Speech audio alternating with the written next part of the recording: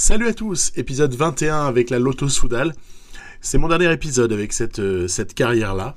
C'est un Giro variant 2011 et on va ici disputer les étapes 14 à 21. Donc il n'y a que 8 étapes, mais quel programme. Quel programme totalement dingue, sachant que les 13 premières, par contre, avaient été peut-être moins palpitantes, parce qu'aussi elles étaient un petit peu moins difficiles. Ineos avait remporté le prologue, sans que Lotto Soudal ne soit mal non plus. C'était pas si mal. Après, on avait assisté à quelques étapes, notamment ici un sprint pour Elia Viviani, ensuite un autre sprint pour Marc Sarrault, ensuite une étape 4 où petit travail collectif a permis de gagner quelques petites secondes précieuses, et c'est Van der Sande qui avait été, on va dire assez logiquement, récompensé, avant que Kwiatkowski ne fasse coup double entre l'étape 5 et l'étape 6. Champion du monde, Kwiatkowski ici, dans cette partie, champion du monde en titre. Il a donc 2 titres de champion du monde. Là, peut-être un petit peu moins connu, c'est Zardini, recruté par Trek, qui s'imposait sur l'étape 7, puis Van der Sande qui s'imposait devant Wout van Aert sur l'étape 8. Marc Soler au sommet de l'Etna. C'était aussi un grand moment. Première étape vraiment difficile, l'étape 9. Et puis ensuite de nouveau du sprint avec Sam Bennett. Ici, il fallait bien qu'il se signale. Sam Bennett, on n'allait pas non plus passer tout un Giro sans le voir. Alberto Bettiol, très belle étape remportée ici par le puncher flandrien italien. Et Gaviria aura aussi la sienne. Donc les sprints, il n'y a pas de domination. C'est assez partagé. Et c'était Hagen qui s'était imposé au sommet à l'étape 13, au terme d'une échappée où il avait eu toutes les peines du monde à résister. Après 13 étapes, le classement est relativement serré.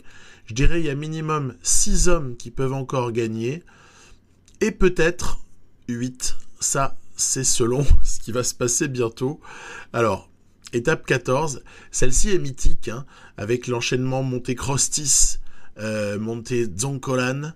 En plus, elle est assez longue, elle fait plus de 200 km. Les faveurs des pronostics ne vont pas du côté de Lotto Soudal, bien évidemment, mais on s'en fiche. On est capable de déjouer les pronostics, peut-être. Allez, on va donc... le premier choix, toujours le même. Est-ce qu'on envoie quelqu'un devant ? Ou est-ce qu'on joue plutôt la sécurité ? Sécurité, ça se discute. Mais moi, j'ai choisi, en tout cas, cette fois-ci, de rester à l'arrière, en essayant un petit peu d'économiser toutes mes forces, et de protéger, de façon pyramidale, toujours, toujours ce que je fais, ça ne change pas. On va dire, on ne change pas une tactique qui n'est pas trop mauvaise.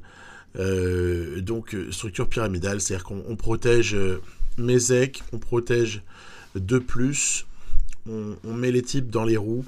Derrière, en descente, vous voyez, je lâche la protection, parce que j'ai déjà eu des mauvaises expériences à ce niveau-là.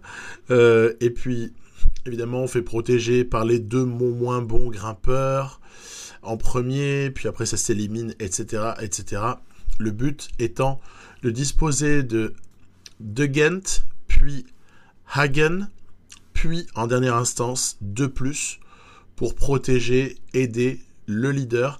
À mon sens, en fait, il faut jouer la carte Mézec à ce moment-là, parce que, ok, j'avais pas du tout prévu ça à l'avance, puis au moment où je recrute Laurens De Plus et où je fais sa planification, Laurens De Plus était programmé pour essayer de jouer un rôle sur ce Giro, et puis en fait le retard qu'il a à ce stade, plus ses notes, et notamment son déficit en montagne, puisque j'avais, en le recrutant, misé sur au moins un up en montagne qui n'a jamais eu lieu en 9 mois.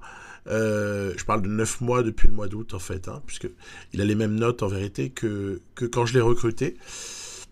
Voilà, ça arrive, c'est aussi ça le hasard de l'entraînement, et donc obligé de jouer la carte du petit jeune rookie Mézec, qui est dans sa première année pro, qui est un régène, bien évidemment, et qui ma foi, possède des qualités qui sont assez amusantes, parce que en fait, il y a ce 79 en montagne qui est très joli.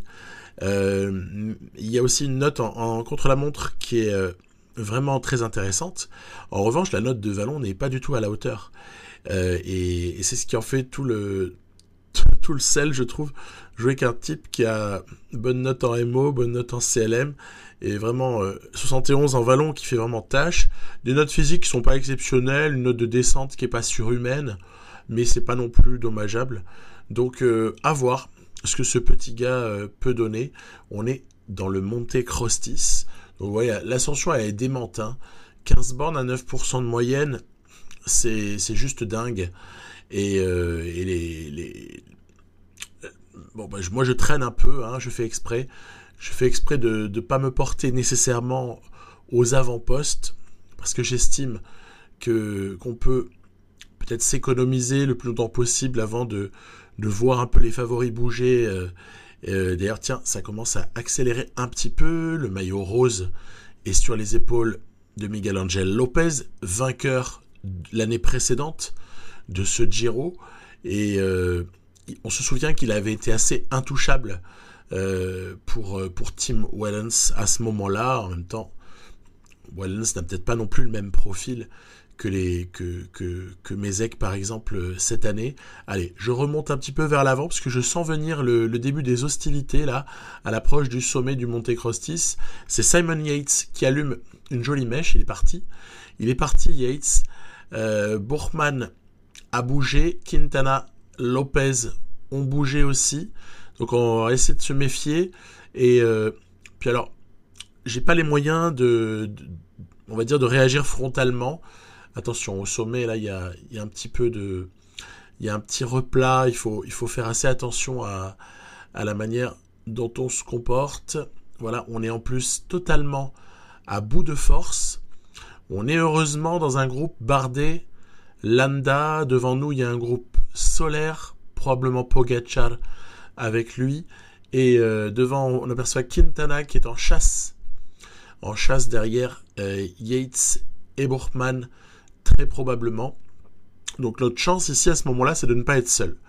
Avoir aussi également le concours de notre équipier de luxe, Lorenz de Plus. Je pense pas que Hagen sera en mesure de rentrer.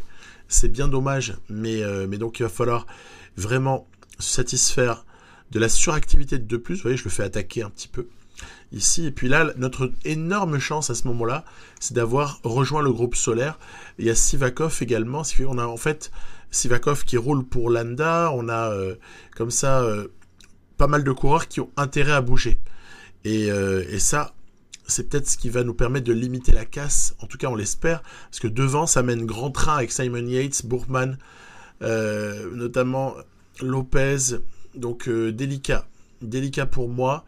D'ailleurs, en plus, après, le groupe avait accéléré. Dès lors qu'on est rentré dans l'ascension d'une Zoncolan, on ne s'affole pas. Comme je disais, on joue de l'effort curseur. Ici, en l'occurrence, l'effort curseur protégé par 2+. C'est encore la moins mauvaise solution que j'ai pour essayer de reprendre les attaques un petit peu démentes par moment de l'IA, qui joue mieux qu'à un moment donné. Qui joue un peu plus intelligemment depuis un patch qu'il y avait eu, je sais plus, c'était au mois d'août vers là. Le jeu avait été amélioré à ce niveau-là. On peut s'en féliciter. Mais avec ce type de coureur, moi, ma seule issue, c'est d'essayer d'y aller comme ça au curseur, et pas comme quand je suis avec Jay Hindley, où je peux éventuellement rivaliser avec le 82 en montagne, même vis-à-vis de Roglic ou Pogačar, en tout cas, la plupart du temps. Mais là, c'est pas la même config. On est obligé de jouer différemment. Yates, Buchmann et Lopez sont en tête.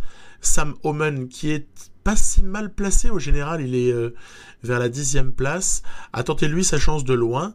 Nous allons essayer de le reprendre tout doucement. On est vraiment avec peu de barres. Hein. On a vraiment donné tout ce qu'on pouvait. C'est très très tendu. Heureusement, je vois ici des petits signes qui montreraient que le trio de tête n'est peut-être pas non plus au top du top. À ce moment-là, il faut essayer de rentrer. Alors en fait, il y a un truc très simple, c'est que si on dépasse les 60, on consomme de la barre rouge. 60 en effort curseur. Et donc, tout l'enjeu pour moi, c'est de rester un peu au-dessus de 60, mais pas trop non plus, sous peine de voir disparaître la barre rouge. Alors à ce moment-là, s'il n'y a plus de barre jaune, plus de barre rouge, l'histoire elle est terminée, on se prend 5 minutes dans la figure. Donc victoire pour Simon Yates devant Emmanuel Buchmann et Miguel Angel Lopez. Mézec vient comme ça limiter un peu la casse en prenant une 4e place qui n'est pas déshonorante sur ce coup-là. Je me demande par contre ce que font d'autres et pourquoi ils sont, entre guillemets, si mauvais. Quand je vois Gaudu par exemple à 83 en montagne et Pogacar qui ne semble pas être très bien préparé non plus, j'avoue je ne comprends pas bien ce qui se passe chez UAE sur ce Giro. Oui, parce que Gaudu est chez UAE. Mézec recolle à la 4e place, ok, mais perd du temps quand même ici et se retrouve à 2,51 de Lopez et à 2,17 de Buchmann, qui sont à ce moment-là, Buchmann et Lopez sont les deux immenses favoris à victoire finale sur ce Giro. Oui, mais voilà, c'est jamais terminé et on va assister à une étape 15 qui vaut son pesant de cacahuètes. Elle va être assez sympa. Allez, on va essayer, nous en tout cas, d'exister toujours par le biais des protections qui s'enchaînent au fur et à mesure que les mecs sont éliminés. Tiens, on passera la Chimacopi sur cette étape 15, donc c'est là le point culminant du Giro. Je crois qu'il était à 2002-2003 cette année-là. Alors, allons-y. Qu'est-ce qu'il y a dans l'échappée? On a aperçu Woods, on a aperçu Caruso, on a aperçu Van Garderen et Sam Oomen. Ah, il est de tous les coups. Le team, et oui, on est encore chez Sunweb. J'ai fait exprès, j'aime bien. Tiens, Sharman également. Il y a un petit groupe de Boral avec le petit Italien Fabro également. On est encore en config où Sunweb existe. Je trouvais ça sympa de laisser les choses. Après tout, c'est une database qui datait là comme ça de juin, de juin 2020. Donc autant laisser les équipes telles qu'elles étaient. On a d'autres parties à venir et même une en cours dans laquelle on peut avoir par exemple DSM qui remplace Sunweb, etc., etc. Les sponsors changent souvent, on le sait. Donc ici, ce qui est clair, c'est que Sunweb respecte son tempérament traditionnel offensif et place souvent des types dans l'échappée, et notamment le jeune, et de moins en moins jeune quand même, Sam Oomen, avec lequel j'ai déjà joué de nombreuses fois. Voilà. Avec peu de réussite bien souvent. Donc, nous sommes ici, c'est dans l'approche, on est dans l'approche des moments décisifs. Donc on va pas s'émouvoir. Vous avez vu, je traîne tant que je peux à l'arrière du groupe de leaders. On a une posture un peu ici on est le petit, on est le tout petit, le jeune rookie qui fait ce qu'il peut. Alors, on a perdu un peu des éléments de ci, de là, ça s'est éparpillé. J'ai même de plus qui a été un poil pris sur une cassure, sur une relance. Donc pas génial. Ce serait pas mal de faire rentrer Sander Armé, parce que Sander Armé est mine de rien un coureur qui est assez précieux dans ce contexte-là. Allez, c'est bon. De plus est rentré. De Gent ne sera pas encore bien longtemps présent, mais est rentré. Et Sander Armé également devrait rentrer. Voilà, effort de Trentin. C'est marrant de retrouver Trentin, mais pourquoi pas. En fait, Thomas de Gent sur ce Giro n'a pas du tout le même rôle que celui dans lequel je l'utilisais l'année précédente, où on avait réussi comme ça le petit clin d'œil de prendre les trois maillots du classement de la montagne sur les 3 grands tours la même année. Excusez-moi. Thomas de Gent a un rôle ici vraiment de vétéran de l'équipe. C'est le cadre c'est le type qui remet un peu tout le monde, le capitaine de route, comme aiment bien dire certains. On rate certaines opportunités à des moments pour rester. En l'occurrence, ça va. Armée était lâché parce qu'il n'y avait plus de barre, mais attention au ravito. Hein. C'est vraiment un moment parfois où vous prenez une cassure avec un type qui pourrait vous servir vachement après, juste parce que vous faites un ravito au mauvais moment. Et ça, j'essaie d'être extrêmement vigilant parce que je trouve qu'on peut se faire davantage piéger, peut-être même que sur d'autres versions un petit peu antérieures, où c'était un peu plus facile de ravitailler. Là, on peut vraiment se faire surprendre. Allez, c'est parti. On va être un petit peu offensif sur cette étape. Une fois qu'on est ici, voilà, à l'approche du sommet, c'est parti. 2+, protège Mézek. Et une fois qu'il n'y aura plus de barre sur 2+, j'attaque. Non. C'est pas encore le meilleur moment pour attaquer. On va rester calme. C'était encore un petit peu trop groupé là. Mais je pense qu'il faudrait profiter du prochain Passo di Fedalia pour essayer de faire quelque chose. À ce moment-là, en tout cas, j'ai vraiment envie de tenter quelque chose parce que je pense que ce n'est pas juste en attendant et en faisant de l'effort curseur que quelque chose se produira pour Mézek, vu le retard pris au général. Et honnêtement, c'est du retard à la loyale, il n'y a rien à dire. Donc, il faut essayer d'inverser les choses d'une façon ou d'une autre. On va bien voir ce qui est possible. Allez, c'est parti. Groupe maillot rose excessivement réduit. Lorenz 2+, à qui il reste encore pas mal d'énergie. Les tout meilleurs sont bien évidemment présents. On pense à Bardet, à Soler, mais peut-être davantage encore à Lopez, à Bourkman, à Simon Yates, donc, et Mikel Landa, ne l'oublions pas, Mikel Landa très fort également. Sharman est de pas mal d'échappées, j'ai remarqué en cette période-là du Giro, à ce moment-là, vers ce début de dernier tiers de Giro, hein. Il est assez présent à l'avant. Faut dire, les notes de Sharman sont vraiment très belles et il y a fort à faire avec. Hein. Voilà, 2+, on a terminé avec son travail. C'est le moment où on va essayer de secouer le cocotier avec le petit Veit Mézek qui va essayer de sortir comme ça. Il y a Yates et Bourkman qui vont réussir à sauter dans la roue. Il y a une petite différence qui a été faite avec certains, dont Mikel Landa, on l'a aperçu, mais peut-être aussi Lopez. Donc ça a lâché une première fois. Il va falloir peut-être s'en souvenir pour passer à l'offensive. Encore une fois, dans pas si longtemps que ça, on rentre ici dans une phase plus d'attente. Bardet est en train de céder. Nibali commence à avoir des difficultés.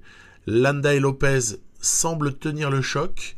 Moi, j'essaie de récupérer un petit peu de barre à ce moment-là. Attention, départ de Simon Yates suivi par Landa. On va rester avec Emmanuel Bourkman. Oui, je ne peux plus attaquer. Hein. Là, c'est fichu. Lopez, ah là là là là là là. Le maillot rose qui craque. Et on est bien loin de l'arrivée ici. Hein. C'est peut-être un peu loin de l'arrivée pour craquer pour Lopez. Peut-être qu'on va avoir un gros changement au général ici. Bourkman qui, ah là là, nous échappe. Vous voyez ce que je vois? Ah, la douleur. Oh, la douleur, la douleur. Yates qui part. Bourkman qui est parti. Et puis surtout, nous, on n'a plus rien. On n'a plus rien comme barre. Et il reste encore un petit peu d'ascension. Puis un faux plat descendant dans lequel Higuita rentre. Mais là encore, est-ce qu'on va récupérer beaucoup de barres sur le faux plat descendant? Non, j'ai bien peur que non en vérité. Yates tout seul. Derrière Higuita bien sûr, mais devant Emmanuel Bourkman. Mézek en 4e position. Là c'est de la lutte à distance. La pente devient un peu plus forte ensuite, ce qui va non pas nous permettre de faire rentrer 2+, malheureusement. Tiens, il y a un groupe de poursuivants derrière Bardet. Lopez peut-être reprend un petit peu des forces, mais Nibali le lâche. Landa Mezek. À ce moment-là, je me dis, si t'es tout seul, tu vas te fusiller. Est-ce qu'on n'attendrait pas éventuellement Mikel Landa? Ça, en tout cas, c'est quelque chose qui me plaît, c'est une option qui me plaît parce que je sais que Landa va chercher à rouler tout ce qu'il pourra et je ne peux plus faire rentrer d'équipiers. Vous avez vu, il faut essayer de ravitailler un peu tout le monde. En plus, les mecs sont à l'agonie à l'arrière là et même de plus ne rentrera pas. Et je me dis que peut-être qu'on a bien fait d'attendre Mikel Landa parce que il reste encore une ascension qui est pas ridicule. Hein. Ne la sous-estimons pas, hein, cette ascension finale. Du coup, je reste avec Landa. On voit Bourman qui est peut-être pas au mieux. Simon Yates qui, peut-être fidèle à sa légende, en fait un peu trop, pas forcément au bon moment. C'est ce qu'on va voir en tout cas. Parce que jusque-là, il a quand même couru plutôt pas mal. Donc, on est parti. Landa nous aura vraiment bien aidé. Qu'est-ce qui va se passer dans cette ascension finale vers Ardeka? Yates est en train de reprendre Higuita, vous voyez. Voilà, Yates en tête qui a repris Higuita. Il y a encore de forts pourcentages. Hein. Cette étape est démente également. Il n'y a pas que la 14 qui est folle, ni la 13 qui était très dure. Cette 15e étape, elle est vraiment folle. Avec des pourcentages notamment très forts. Landa lâche. Alors que Mezek, à ce moment-là, produit son effort. Va essayer de laisser sur place Bourman, qui s'accroche, le bougre.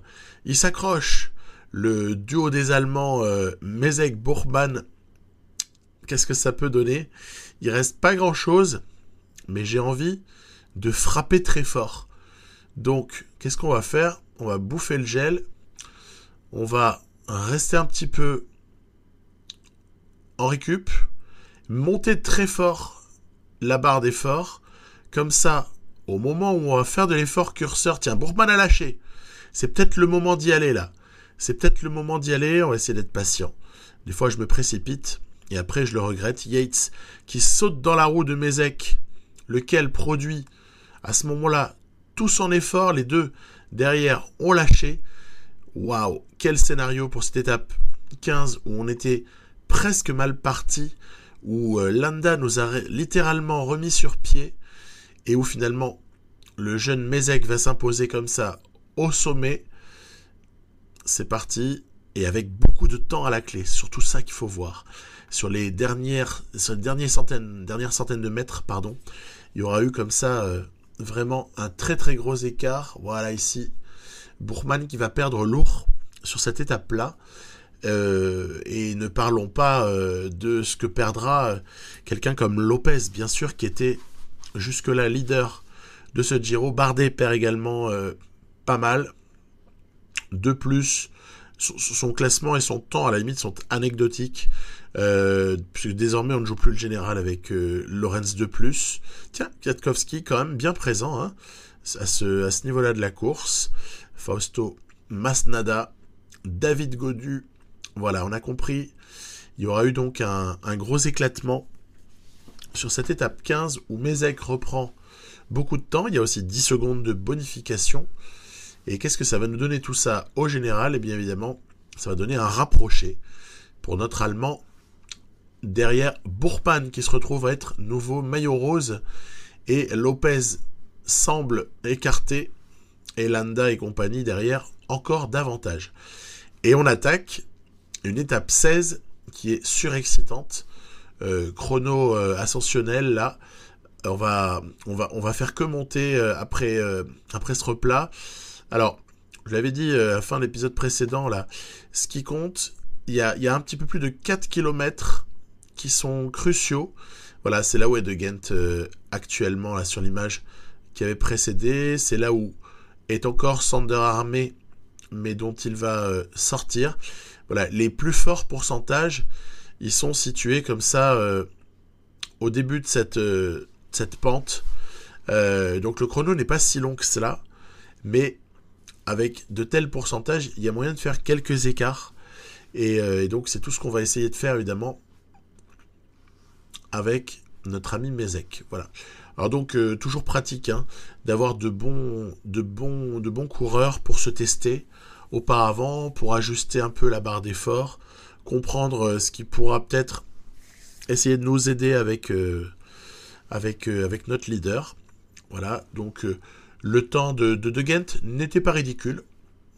Honnêtement, il a fait un bon temps. Van Garderen commence, a pris le général provisoire. On a ici Karl Friedrich Hagen qui se fait dépasser. Je crois que c'est Henrik Mass à ce moment-là qui le reprend. Mais peu importe, encore une fois, peu importe.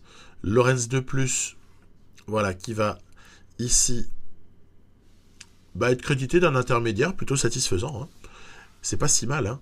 Et puis, par contre, la mauvaise nouvelle, entre guillemets, c'est le +1 de Mézec. +1 qui est quand même bien en deçà de ce qu'on était en droit d'espérer. On était en droit d'espérer entre +2 et +3. Et en l'occurrence, non. On a +1. On sait à quel point là les petits bonus de notes qu'on peut avoir, ils sont juste déterminants. Hein. Attention, intermédiaire Mézec. Allez, ça va, on est dans le coup. Il n'y a pas de drame. Que nous propose Bourgmann, quelque chose de sensiblement identique. Allez, Henrik Mass, oui, a été évidemment crédité du meilleur temps provisoire à ce stade-là, mais ça n'est pas fini. Je fonde pas mal d'espoir, mine de rien, en le chrono de mes 2 derniers gars là. Donc on va bien voir, déjà commencer à voir si 2+ peut faire quelque chose de bien. Bardet, Landa, Lopez, Yates, Mézec, et puis derrière lui, évidemment, on terminera avec Bourgmann. Ils sont sortis, certains sont sortis des forts pourcentages, alors que Mézec, voilà, commence à en sortir maintenant. Chrono honnête pour Lorenz de plus. J'avoue, j'ai pas optimisé, j'étais trop concentré sur Mézec, alors qu'il n'y a rien à faire. Non, parce qu'en fait, je réfléchis à comment monter un petit peu la barre d'effort comme ça, parce que je trouve que c'est toujours payant en fait de terminer fort un CLM, et ce d'autant plus que ça monte, et qu'en plus l'IA a tendance parfois à mal répartir ses forces. Lopez en tout cas a pris le meilleur temps provisoire, donc quand même hein, il n'est pas enterré hein, Miguel Angel Lopez. Simon Yates ne réalise pas un temps fabuleux. Mézec non plus, me direz-vous. Mézec non plus ne réalise pas un temps fabuleux. Mais en tout cas, le temps qu'il réalise est meilleur que celui de Bourgmann. Ce qui veut dire que finalement Quintana s'est imposé. Bourgmann possède à ce stade 19 secondes sur Mézec. Simon Yates et Lopez sont à moins de 2 minutes, donc il y a encore 4 coureurs qui peuvent gagner ce Giro. Le rapproché, Lopez ne s'est pas avoué vaincu. Hein. Il aura été quand même bien résistant, il revient dans la course à ce stade-là, parce qu'il reste encore 2 arrivées au sommet. Hein. Attention, ne les oublions pas, celles-là. Et auparavant, ici, c'est une étape, allez, un petit peu moins difficile. C'est la 17, sur laquelle, en fait, je vais me mettre à croire à quelque chose. Je vais me mettre à croire au fait d'essayer de défendre peut-être mon maillot du classement par points. Je vais essayer de le défendre, parce que si je vois que ça n'impacte pas les forces des coureurs pour essayer de protéger la position de Mézec, voire même de l'améliorer, si je peux essayer de gratouiller quelques points par-ci par-là. Après tout, Van der Sande s'est retrouvé cyclamen sans vraiment le chercher. Hein. J'ai pas fait spécialement la chasse au sprint intermédiaire. Je pensais absolument pas que Van der Sande était potentiellement concerné par ce classement-là. Et il s'avère que ce Giro version 2011 est peut-être propice à ce qu'un sprinter, ou en tout cas quelqu'un qui sprint, en l'occurrence Van der Sande est un peu polyvalent, mais un peu puncher aussi sur les bords. Je m'attendais pas en fait à ce que quelqu'un comme lui puisse éventuellement postuler au maillot cyclamen. Allez, je tente ici à rapprocher avec les hommes de devant. je tente de se rapprocher avec Karl Friedrich Hagen, mais qui n'est pas dans un très bon jour. Toutefois, si j'arrive à accrocher le bon train, là, on aperçoit de nouveau Sharman. Visconti est présent. Voilà, ça m'emmène, bien sûr, hein, il est toujours là, lui, dans les échappées. Mais en fait, voilà, qu'est-ce qui va se passer? Je n'arriverai jamais à prendre ce bon wagon. Ça roulait trop vite devant. Trop vite, en tout cas, pour Karl Friedrich Hagen. Et donc, on va se rabattre. Donc, coup d'épée dans l'eau. Hein. Ici, coup d'épée dans l'eau pour nous. On n'a pas réussi à placer Hagen devant. Ce qui aurait pu être intéressant pour prendre des points, éventuellement. Parce que je vous parlais du cyclamen, mais à ce stade-là, j'ai pas non plus fait une croix sur le Azzurro. Donc, à voir. Toujours est-il qu'à l'approche du sommet, on va tenter notre chance avec Lorenz de plus, parce que je me dis qu'il va être moins surveillé, étant donné qu'il a maintenant suffisamment de retard au général. Moins surveillé égale potentiellement une victoire d'étape. En tout cas, c'est ce que j'essaie de chasser à ce moment-là. Derrière, la poursuite du groupe de favoris, on apercevait Bataglin. La poursuite du groupe de favoris n'est pas dingue non plus. Donc Lorenz de plus a peut-être les moyens de rentrer en vérité sur Higuita comme ça et le portugais Guerreiro. C'est chose faite. Et à ce moment-là, ce qui est pratique, c'est que on va trouver des alliés pour rouler. Donc poser peut-être la question derrière de savoir s'ils doivent rouler ou pas. Voilà, Omen est repris. Devant, il y a Caruso et surtout Sharman.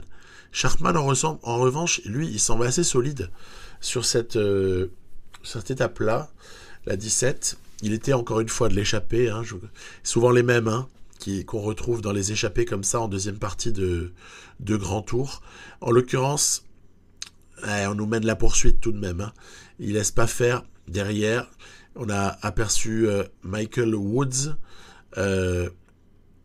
Bon, ok, acceptons-le. Higuita qui s'en va. Je me décide à répliquer en vérité. Il n'est pas question de laisser partir Higuita sans rien faire. Surtout qu'il était en train de reprendre Sharman.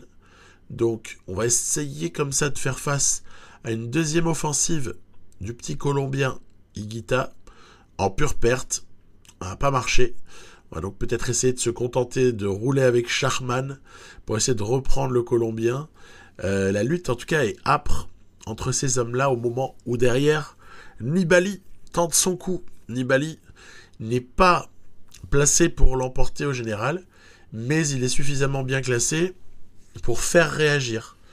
Et notamment le team Ineos qui roule ici avec Sivakov pour protéger les intérêts de Mikel Landa. Ok, on a compris, c'est pas pour nous cette fois, donc on va jouer différemment. En tout cas, c'est pas pour 2+. On verra si on est capable de faire autre chose. Et du coup, je me dis, bah tiens, profitons de la descente. À un moment donné où même Romain Bardet n'était pas forcément très vigilant. C'est marrant, on voit Bardet, Nibali quand même en tête. C'est pas un hasard. Les forts descendeurs ont tendance à remonter vraiment à l'avant du groupe dès lors que ça descend. Je tente le coup avec Thomas de Ghent. Après tout, bah en fait après rien du tout parce que ça va être ça va pas le faire. De Ghent va être repris par quelques petites offensives. On a aperçu notamment Romain Bardet qui essayait. Et là par contre j'ai rien compris. Là je n'ai rien compris. On était sur une étape où je vous avoue que je ne m'attendais absolument pas à voir Groenewegen surgir de cette façon-là. Ce qui vient... Ah oui, non, mais là, c'était vraiment très, très surprenant. J'ai pas bien compris. À la limite, Van Aert, après une étape comme ça, qui s'impose, oui, bien sûr. Bien sûr. Mais Groenewegen, avec 59 en montagne et 65 en vallon, il devait forcément avoir plus 5. Hein, parce que sinon, ça s'explique pas. Le général ne change pas outre mesure. En tout cas, pour ce qui est des positions les plus importantes. Et on passe tout de suite maintenant à l'étape 18. Alors, l'étape 18. De toute façon, nous, on n'est jamais favori. Hein. On n'est jamais favori sur toutes ces étapes-là. Est-ce qu'on a été favori un seul jour, d'ailleurs je me le demande bien. Et pour autant, j'y crois. parce que déjà, il y a peut-être moyen de faire partie de l'échappée, en tout cas si on le décide. Peut-être que cette échappée peut aller au bout, un jour comme celui de l'étape 18, à voir, là aussi. Toujours est-il que je choisis pas forcément d'y aller direct. Je me dis qu'on tentera peut-être quelque chose dans la bosse, dans la grosse difficulté qui nous attend dans le final, à moins que carrément on essaye d'emmener un sprinter, que ce soit Van der Sande ou De Beust, peu importe, essayer de l'emmener dans les meilleures conditions possibles pour essayer de s'imposer au sprint, hein, puisque si on fait une certaine sélection, peut-être qu'on aura les choses seront facilitées. Donc, c'est donc mon état d'esprit à ce moment-là. Vous voyez, j'ai protégé en ce sens-là, hein. Notamment c'est Van der Sande ici qui est protégé, qui n'est pas souvent, hein, sur ce Giro dans mon équipe, mais qu'il est sur cette étape-là. Mezek est assez naturellement bien placé. Vous me direz, c'est normal. Il a sa meilleure forme du jour possible en ce jour d'étape 18. Et on l'a pas eu souvent, le plus 5. Hein. C'était vraiment limite défavorable. Je me suis pas amusé à faire le total de mes formes du jour. Mais j'ai pas l'impression d'avoir eu beaucoup de chance. Hagen 2+, sont là pour épauler leur jeune leader au moment où ça s'accélère ici, dans cette toute fin d'ascension. Et je vais essayer de tenter un coup avec Lorenz 2+. Le coup qui n'a pas marché tout à l'heure, on va essayer de le tenter ici. Oui, parce que je sais très bien que je ne ferai aucune différence avec Mezek là-dessus. En revanche, avec quelqu'un de plus puncher, comme peut l'être Lorenz 2+, va savoir si on pourrait pas piéger tout le monde et aller chercher une victoire d'étape. Qu'est-ce qu'on a eu comme victoire d'étape jusque-là? Il y a eu l'étape 15 pour Mezek, et elle a été très importante. On aura eu 2 en première semaine pour Van der Sande, et une sur l'arrivée au Grossglockner, là, pour Karl Friedrich Hagen. Donc, c'est bien, hein, déjà, hein. C'est pas mal d'en avoir 4. J'aimerais bien aller chercher la 5e, parce que si j'ai été chercher Lorenz 2+, c'est pas seulement pour l'aligner comme équipier. J'avais plus d'ambition pour lui que ce que j'ai déjà pu vous montrer en cette année, deuxième année de carrière. Kwiatkowski, à un moment donné, a tenté comme ça d'aller essayer de chercher 2+, mais là, ça paraît bien parti, hein. Là, c'est très bien parti.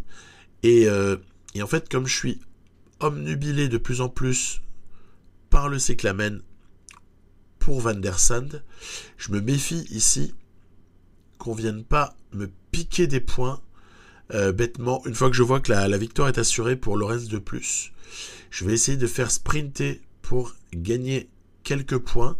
Alors évidemment, on va se faire reprendre, mais c'est pas grave, parce qu'on se fait pas reprendre par les principaux concurrents.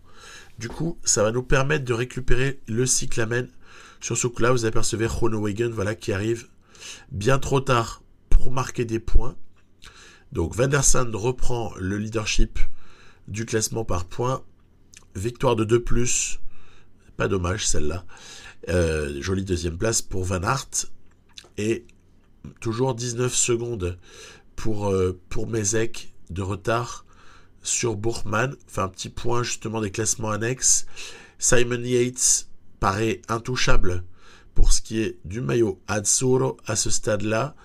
Et Van der Sande a repris pour quelques points le leadership en ce qui concerne le maillot du classement par points.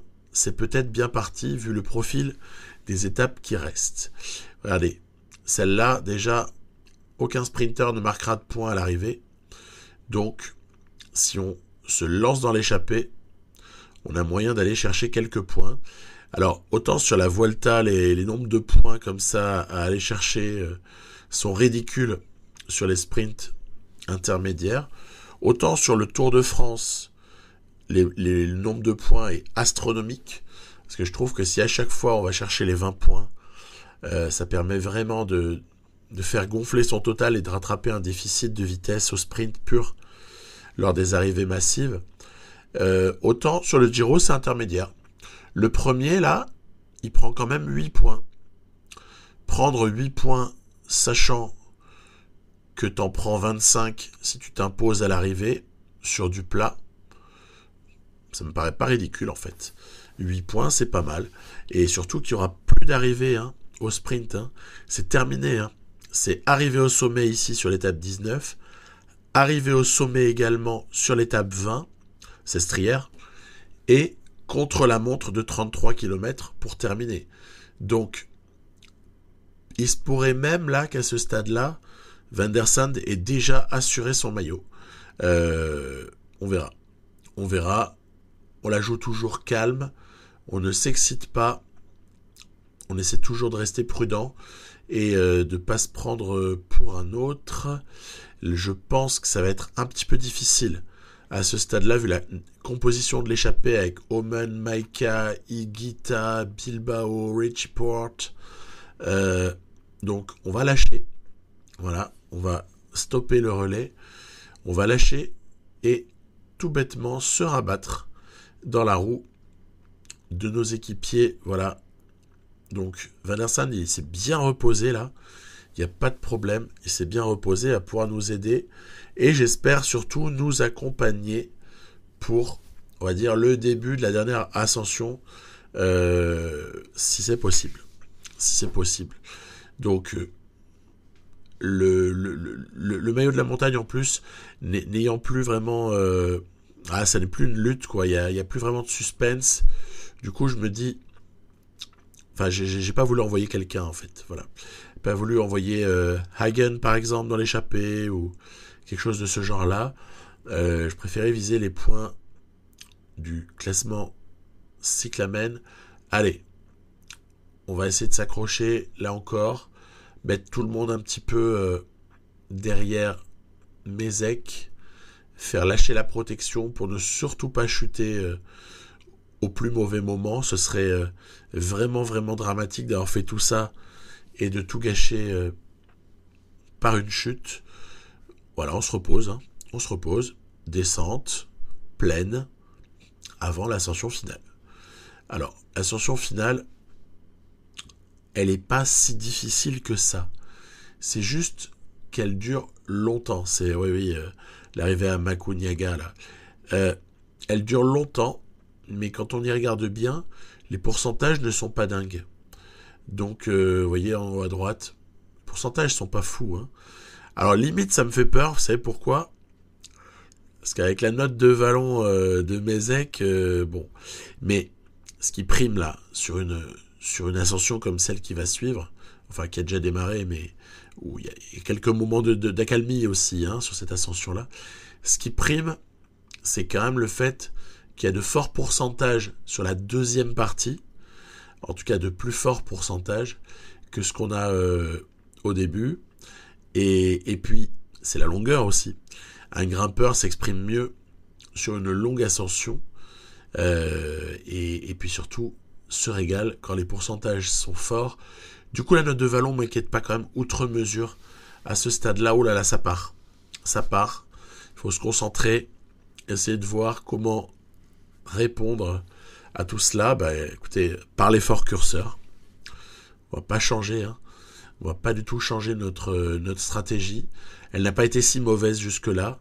Donc, on ne s'énerve pas. On va rouler. Je trouve qu'en plus, j'ai des équipiers. Donc, le reste de plus peut nous faire le boulot ici. Ça permet de protéger Mézec.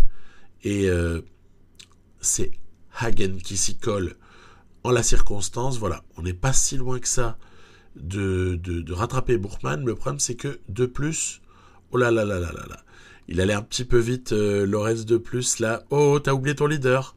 Voilà. Tout le monde saute dans la roue. On est parti, on change de stratégie. Effort Mézec protégé avec de plus dans la roue pour servir d'aide. Ensuite, Solaire est en train de lâcher. Nibali Lopez, Buchmann, Landa se regroupent. Ça ne semble pas contre-attaquer. Et hop, on rentre avec Sivakov dans la roue. On rentre. Et là, honnêtement, je plutôt content d'être rentré. Par contre, il reste pas énormément de barres. Faire très attention à pas subir sur la toute fin de l'ascension un écart qui nous ferait très très mal au général. Lopez en remet une couche, suivi par Manu Burkman. Vincenzo Nibali semble mieux sur cette fin de Giro. On va essayer de sprinter. Oui, je sais, ça choque. On va essayer de sprinter ici. Et on va s'y prendre... je pense pas m'y être pris trop tard, en fait. Allez, il n'y a plus de barre, là. Mais troisième place pour Mezek, deuxième pour Burkman. C'est Higuita qui, finalement, est passé devant tout le monde comme ça, par une superbe accélération. L'affaire n'est pas mauvaise. Parce qu'on va perdre un peu de temps à cause de la bonification. Burkman va récupérer 2 secondes, en fait, sur nous, puisqu'on est crédité du même temps. Et 2 secondes, ça me dérange pas. Parce que j'ai l'impression que je peux gagner quand même un peu de temps sur le contre-la-montre de l'étape 21. En tout cas, c'est ce que je me dis à ce moment-là. Ça reste à démontrer. Mezek a de meilleures notes a priori en résistance et en CLM, qui fait 33 km, je rappelle. Pour ça que la note de prologue me paraît peu influente, voire 0. Oui, on attaque ici. Étape 20, juge de paix. Alors, c'est pas l'étape la plus, on va dire, prestigieuse, mythique. Parce que pour moi, la plus mythique, ça sera tout de même la 14, avec cet enchaînement Crostis, Zoncolan. Mais elle est pas dégueu non plus. Cette étape 20, ce fameux enchaînement Finestré, Sestrière, on le connaît, puisqu'on l'a encore vu l'année dernière. En 2020, on l'avait. Souvenez-vous de cette scène amusante. C'était Jay Hindley qui a du mal à remettre son kawaii là, sur la fin du Finestré. Bref, Karl Friedrich Hagen est envoyé à l'avant. Je l'envoie que maintenant, parce qu'il était en queue de peloton au départ. Donc je risquais pas de l'envoyer tout de suite comme je l'ai fait avec Van der Sande, qui quand même, j'assure le coup, vient prendre quelques points. En tout cas, c'est pour ça qu'il part en échappée. Peut-être qu'on va nous les contester, mais en général, c'est pas tellement le cas. Hagen va réussir à rentrer. Il faut dire qu'il est dans une très bonne forme. Tant mieux, ça pourra nous aider. Hagen, je l'envoie à l'avant, pas pour les mêmes raisons. Autant Van der Sande est envoyé pour aller chercher 8 points, autant Hagen est envoyé pour se placer à l'avant et servir ensuite de relais, voire même de dépanneur en cas de coup dur. Donc, ça semble plié pour le cyclamen, ça semble dans la poche. Ce sera un bon souvenir que ce cyclamen avec Van der Sande, plus les 2 étapes. Oui, voilà. Et puis en plus, Van der Sande, il va maintenant, qu'est-ce qu'il va faire ? Il va s'occuper de protéger Hagen. En tout cas, il va essayer de lui apporter le maximum de soutien, le plus longtemps possible. Il y a peut-être moyen de tenir très longtemps avec un Karl Friedrich Hagen à plus 5 à l'avant. Donc, c'est parti. Finestré. Gardez bien le placement. Voilà. Positionnement en bas. Je le trouvais pas si mauvais. Et regardez ce qui va se passer. En fait, on va se faire limite un peu bloquer sur la gauche de la route là par un équipier. En fait, on sait pas vraiment. Et en fait, on va reculer. Le pire, c'est pour le bloc 2+. Le bloc 2+, il s'est retrouvé carrément en deuxième moitié de peloton. Rien que sur les premières centaines de mètres de cette ascension. Ce qui annonce quand même une suite douloureuse. Putain, je vais perdre 3 mecs sur ça, quoi. Ça me fait vraiment suer. Après, on arrive plus ou moins à repositionner Mezek et à le laisser à un endroit raisonnable. Mais avoir 2+ qui est aussi loin que ça, c'est déjà un drame total. Alors devant, en revanche, ça se passe bien pour Hagen. Hagen est pas mal. On a échappé à pas énormément d'avance en fait sur le groupe Maillot Rose, mais ça se passe pas si mal. Regardez, 2+ qui essaie de tout faire pour rentrer. Heureusement qu'il a la patate de plus. Il est capable de rentrer, il est capable, mais on est encore capable de se prendre une deuxième cassure derrière. Bref, on n'est pas dans une bonne situation. Heureusement que Thomas de Ghent peut apporter tout son soutien à Mézec, qui se bouffe de la barre depuis le début du Finestré pour rien. Et puis de plus, il fait que remonter les mecs qui sont en train de lâcher. Hein. C'est un chemin de croix pour Lorenz de plus. Alors, Van der Sande, pourra-t-il servir à quelque chose? Bah moi j'estime qu'il a déjà servi. Attention, ça part. Oh là là là là là là là là là. Ça part, il y a une cassure là. Il y a une cassure dramatique. Encore une fois, on s'est fait bloquer par des types qui lâchent. Et on se retrouve de nouveau en fâcheuse position, avec de nouveau un trou à boucher pour Mézec. Alors Van der Sande, il va pas nous servir à grand chose. C'est pas grave, il a déjà énormément servi pour Hagen. Hagen qui est plus ou moins dans un fauteuil. Hein. Il est tranquille, Hagen là-haut, là. Il n'y a aucun problème. Mon inquiétude, elle n'est pas pour Hagen. Si vous voyez ce que je veux dire. Mézec doit se débrouiller tout seul. Allez, vas-y. Gauche, droite, petit slalom. Bardet en train de lâcher. C'est la remontée fantastique, en fait, là. C'est depuis le début du Finestré. C'est effort curseur pour essayer de reprendre le groupe Bourgmann. Je vous dis pas les sueurs froides que j'ai eues en jouant cette étape. Lopez, évidemment, Bourgmann et Nibali qui attaquent. Bah oui, tu m'étonnes. Bah oui, tu m'étonnes. Yates n'est plus un vrai danger, je pense, à ce stade. Et moi, bah, tant qu'à être là, on va aller faire les points. Voilà. Juste pour la forme.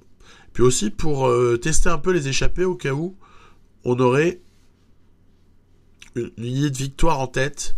Regardez, Mézec qui est encore en galère absolue. Là, il reste presque plus de barres. Je suis obligé de compter mes petites gouttes de barres rouges. Landa est repris. Oui, mais voilà. Landa repris. Il ne nous servira pas à chaque fois à rentrer sur Bourgmann et compagnie. Hein. Donc là, il ne nous est plus d'aucune utilité. Il va falloir essayer d'avancer. Il est interminable ce Finestré, parce que c'est quand même génial à jouer. Hein. Je trouve ça exceptionnel. Ce 2011 là, hein, ce variant 2011, il est juste trop beau. Hein. Hagen en bisbille avec Henrik Mas pour ce qui est d'aller chercher les points. Voilà. Là, j'ai un peu laissé dans l'intégralité ce passage-là, parce que c'est là que tout se joue. Et que c'est plus intéressant, je trouve, de laisser les choses dans leur intégralité. Après, je peux pas toujours le faire. Allez, on va attendre Mézec, parce que c'est trop grave. On est en train de tout perdre. On est en train de tout perdre là, sur cette étape 20. Il faut à tout prix que Hagen vole au secours de Mézec. On ravitaille un peu tout le monde. Voilà. Allez, c'est pas grave, on laisse partir. On s'en fiche. Soler, Lopez sont partis également. C'est pas grave. Landa. J'ai été médisant. Hein. J'ai osé dire que Landa ne nous servirait à rien. Mais n'importe quoi. Il est en train de participer au sauvetage de Mézec. Landa en roulant comme ça dans la descente. Décidément, je lui dois une fière chandelle à lui. Hagen est maintenant au soutien de Mézec, lequel est en train de récupérer peut-être un peu plus calmement maintenant dans la roue du grimpeur Hagen, voilà, norvégien, c'est ça que je cherchais. Landa, Hagen sont chargés de rouler. Ouais, je suis assez serein à ce moment-là, parce que je me dis, déjà avec un bon équipier, il y a peut-être moyen de rentrer sur le groupe qui est juste devant. Et puis surtout, ils peuvent se fatiguer. Sait-on jamais. Des fois, l'IA a tendance parfois à faire preuve d'un peu trop de panache et peut-être pas assez de calcul. Et vous voyez, en l'occurrence, là, ils calculent parce qu'ils arrêtent de rouler. Ils nous laissent rentrer. Parfait. On va pouvoir changer de stratégie maintenant. On va passer non plus en relais Hagen. Voilà, là, on va changer, bien sûr. Hein. On va passer en garder la position pour Mezek, protégé par Hagen. En plus, Lopez, Soler ont été repris. Ce qui est qu'en fait, il n'y a plus que 2 hommes à l'avant. 2 hommes à l'avant.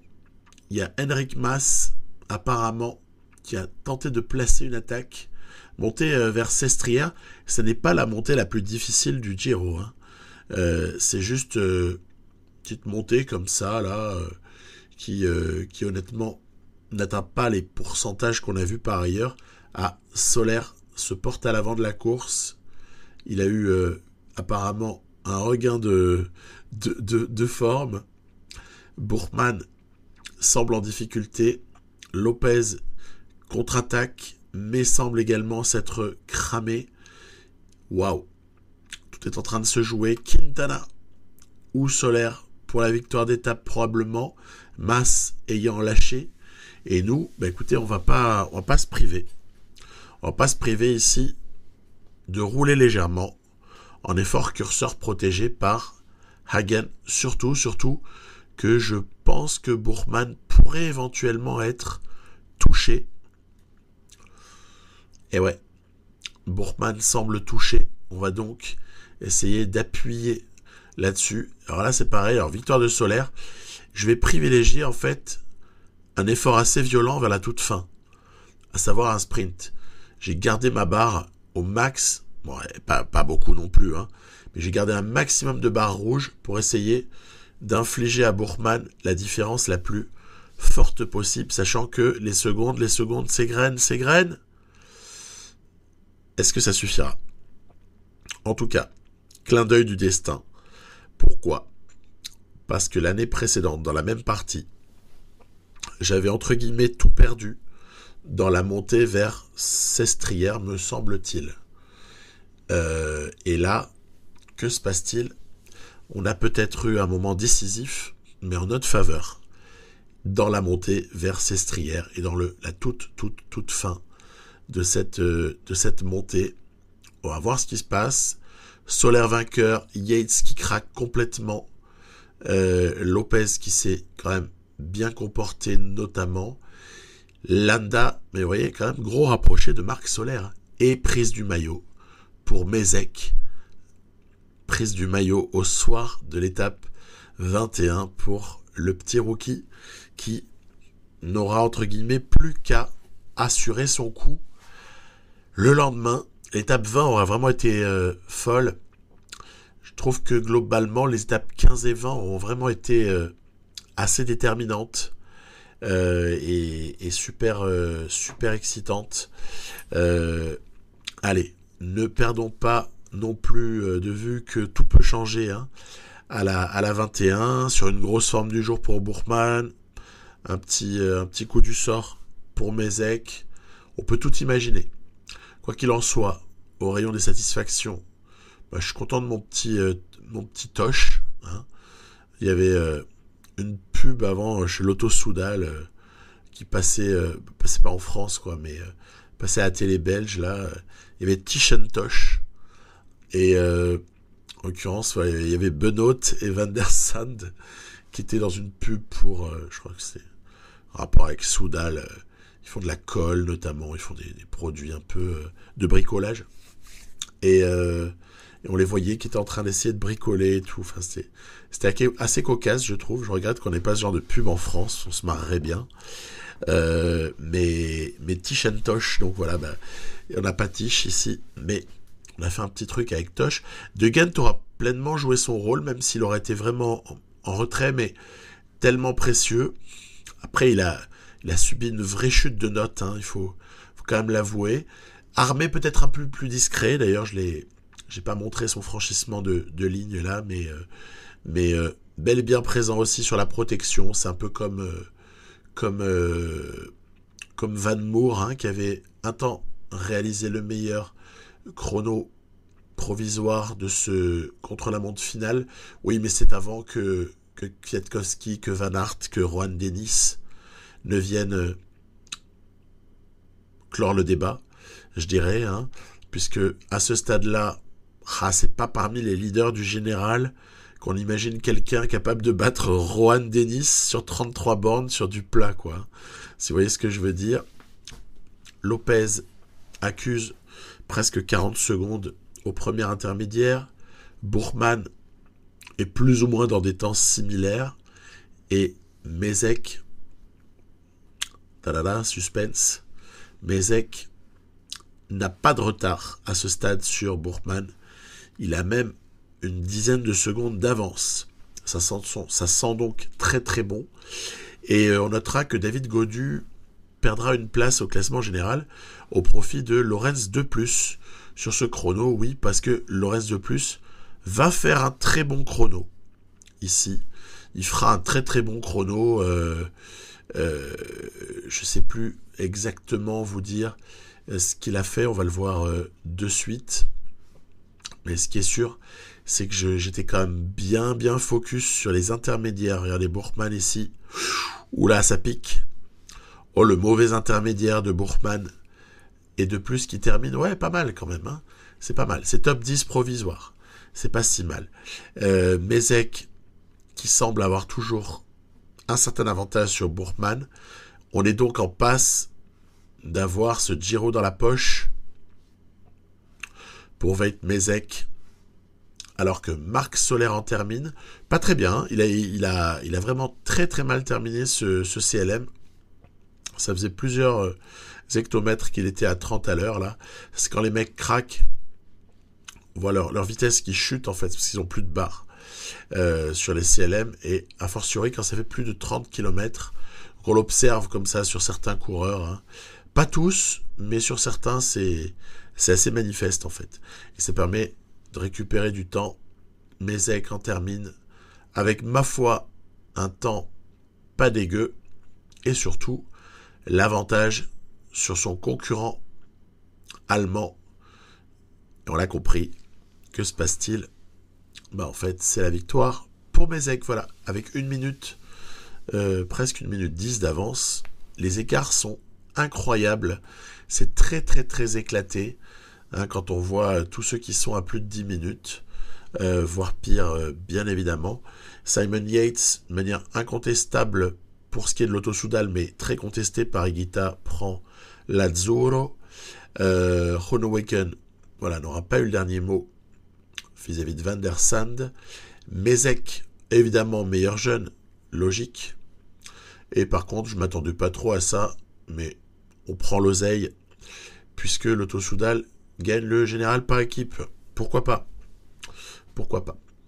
Donc, au bilan, on inscrit une jolie ligne au palmarès de cette partie, sachant que l'année précédente, on n'avait pas été aussi heureux, mais honnêtement, j'avais bien aimé l'année d'avant. Je la trouvais sympa, à plus d'un titre. Et puis parfois, ne pas s'imposer, c'est loin d'être humiliant, c'est même motivant.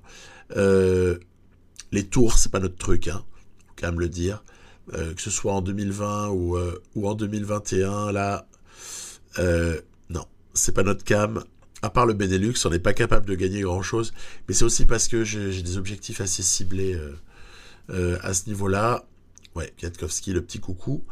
Stefan Kung, ouais, c'est vrai, il avait été champion du monde de contre-la-montre. On avait eu des champions nationaux, plutôt pas mal. Plutôt pas mal. Quentin Paché aussi en France, c'est rigolo. Et puis, c'est vrai que sur le plan des classiques, les monuments s'étaient très bien comportés en première année. Peut-être un petit peu moins bien là en deuxième année, où c'était un petit peu plus dur. On a été sorti du top 3 à Roubaix, et à Liège. Il faut dire qu'il y avait aussi un Van Aert et un Van der Poel de gala. Alaphilippe aura été également présent dans sa lutte avec Van der Poel. Voilà, donc ça nous fait une partie qui est plus courte que ce que j'aurais pu l'espérer, mais qui est aussi beaucoup plus longue que ce pourquoi j'étais parti, à savoir un test des classiques à la base.